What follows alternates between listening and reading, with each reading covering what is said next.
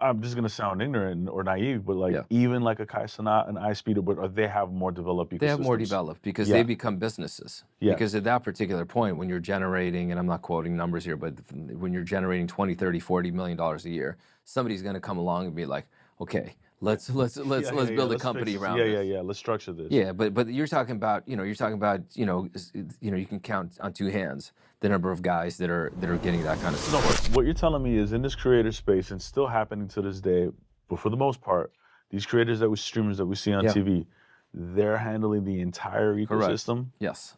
Yes. Even I'm just gonna sound ignorant or naive, but like Yeah. even like a Kai Cenat and iSpeeder, but they have more developed They have more ecosystems. developed because they Yeah. become businesses. Because Yes. at that particular point, when you're generating, and I'm not quoting numbers here, but when you're generating 20, 30, 40 million dollars a year, somebody's going to come along and be like, okay, let's build a Let's fix company this. around this. Yeah. Let's structure this. Yeah, but you're talking about, you can count on two hands the number of guys that are getting that kind of No, for support. sure. I mean, I started to understand it. Funny we were talking about the pandemic was with Jimmy Donaldson, Yep, of Mr. Beast, course. because the first thing that I saw, and I think went viral for a lot of people, was the recreation of Squid Games. Yep. I was incredibly impressed that this was on Yeah. YouTube. Yeah. That's the first thing I ever came across. Where like, and then kind of just understanding this world.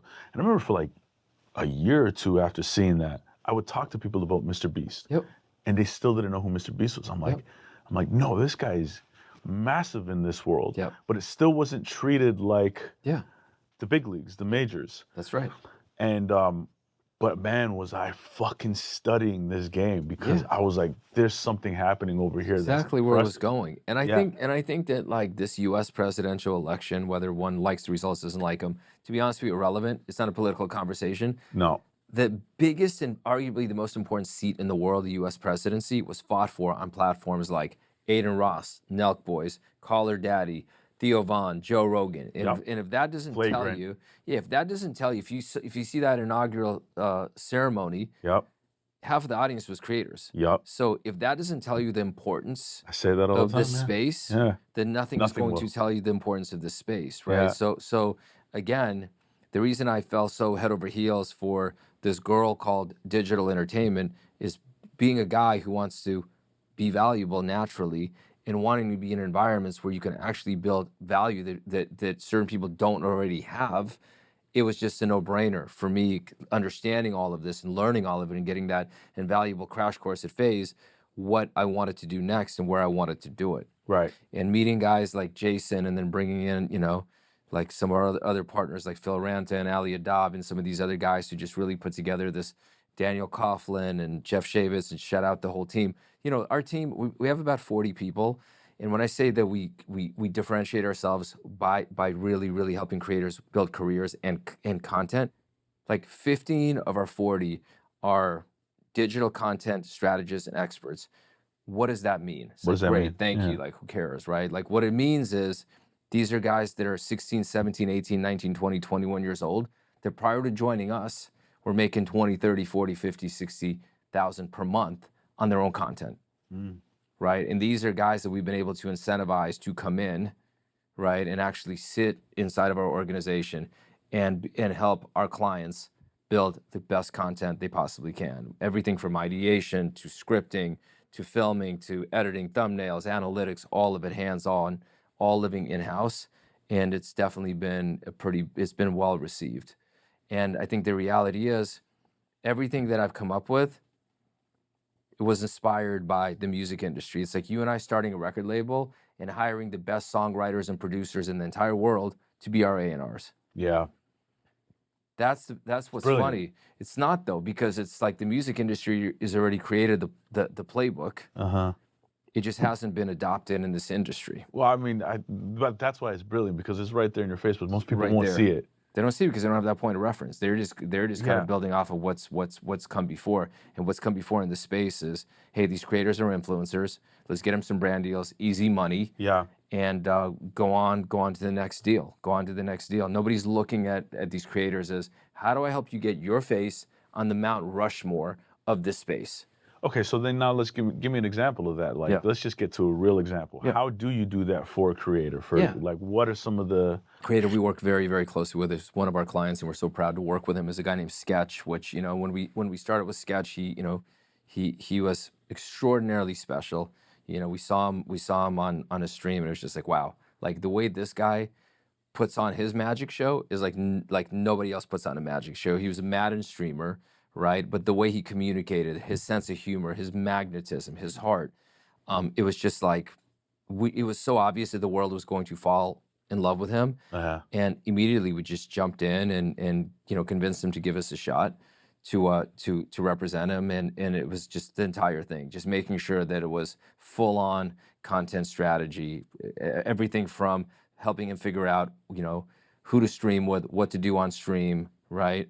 Obviously, execution in terms of YouTube, Snap, short form, clipping, like literally the entire thing. Our goal with Sketch was to give him the resources, even though he was new, to be able to move like he was one of the big dogs. Yeah.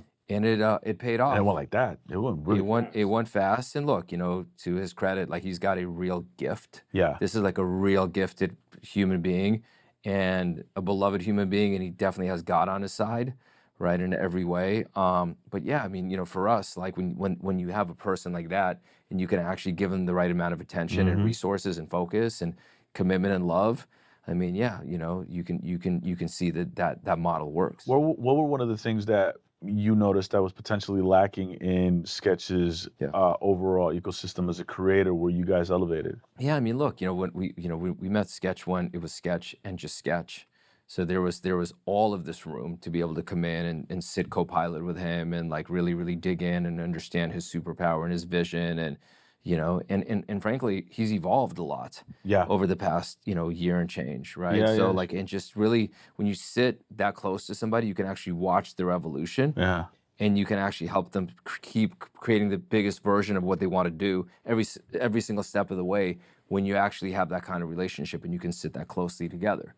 So I think it's things that are, frankly, in the music industry are, a manager is your everything. It's your psychological rock. It's the person that helps you figure out every opportunity.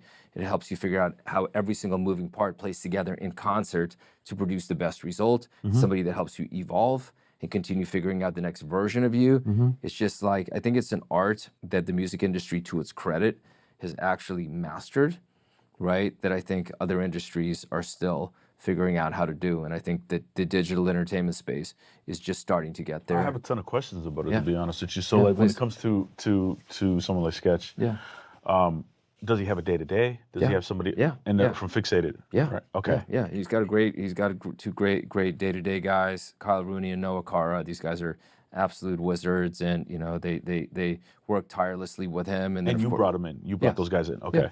Yeah. And together we work together as a team. And again, look, whether it's Sketch or somebody else, we always want our talent and our clients to feel like they're the CEO. Yeah. Right. And for us, we're there as the COO to serve them and actually like bring their dreams and their goals to life. To fruition, yeah. That's it. That's really the job. And look, some people find that job to be an honor, which we do, and some people are like, oh, those are creators. They're pains in the asses. Still don't get it. They miss it. They don't get it. And by the way, you know what? That's okay. That's okay. Yeah. Like we need doctors and lawyers out there also, right? Like everybody if everybody wanted to help creators, achieve their goals and dreams, we wouldn't have any other part of society. It's gonna be a tough road for America. We're all creators. Absolutely. That's right. How does a creator monetize? Creator monetizes through every single way that frankly a music artist monetizes.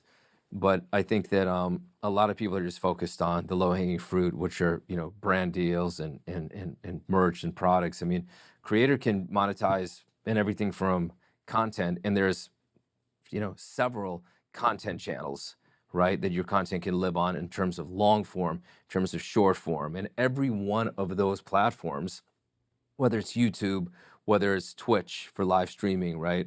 Whether it's TikTok or Snapchat, right? Facebook. There's community platforms like Patreon and Fanfics and Passes. All of those platforms, what people don't understand is every one of those platforms has their own rules and their own systems and algorithms. That's why most creators they're really, really good at one platform, and they don't really, really take full advantage of the other platforms. And in being a company that champions creators and helps them reach full potential, our entire team is focused on getting you on every single platform at the highest level of impact and monetization. So just the content side of the business alone is extremely broad and very, very deep in terms of monetization.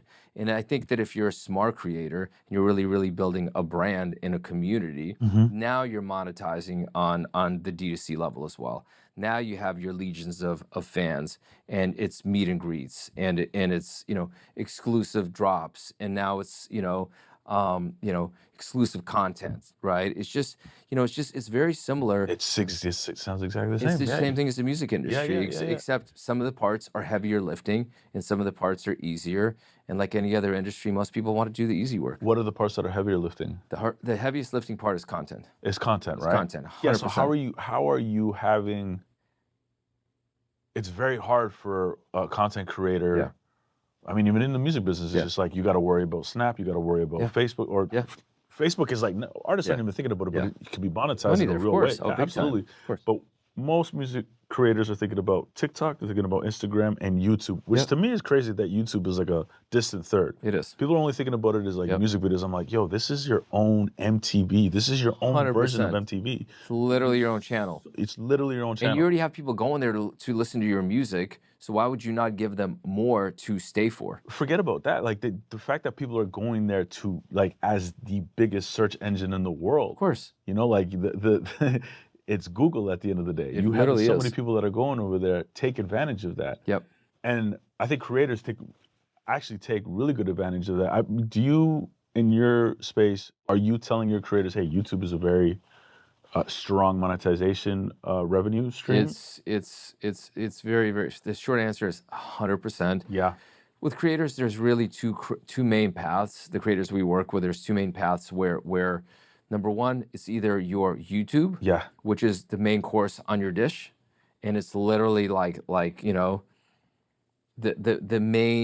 the main channel, the main platform that you are feeding your audiences through long form content, and then you're surrounding that with your appetizers and your desserts and your side dishes and all those things, which are usually whether it's TikTok, right, Snapchat, Facebook, right, all of these other platforms, right, and we look at the other ones. They're monetization engines, but more than anything else, they're actually marketing for the main event, for the main dish called YouTube.